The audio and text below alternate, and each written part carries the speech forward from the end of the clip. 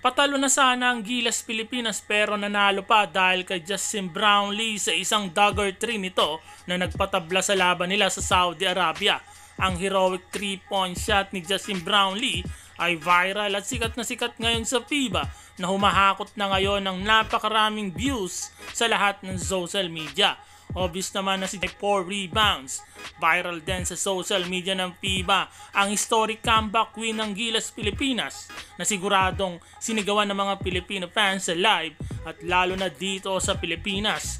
Grabe naman ang sigawan sa venue ng mga Filipino fans ng pagbalik ng Gilas sa dugout.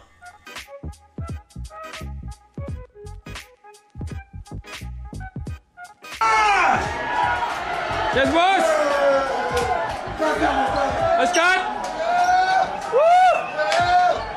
Yeah!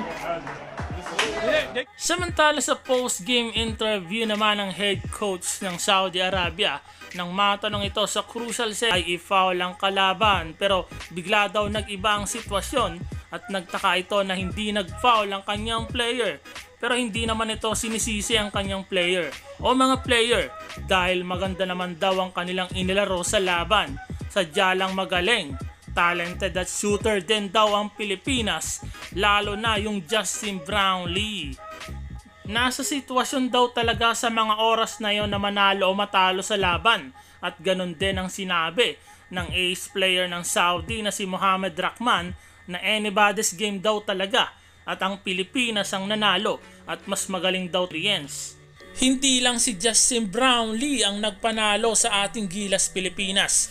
Isa din sa mga big factor si Kevin Kiambao, lalo na yung crucial 3-point shot nito. Puntos na 17 points, may 3 assists at may 3 steals.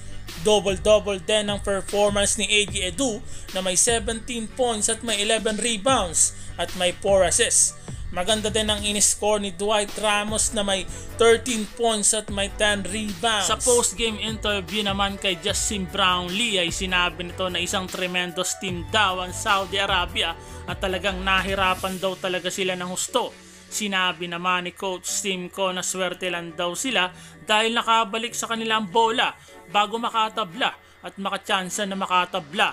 Sinabi ni Coach Timko na yung play na dinesign niya ay ilang beses na daw nila itong ginagawa at sa katunayan, nagamit nila itong play na ito kay Justin Brownlee na nagpanalo sa kanila ng championship sa PBA.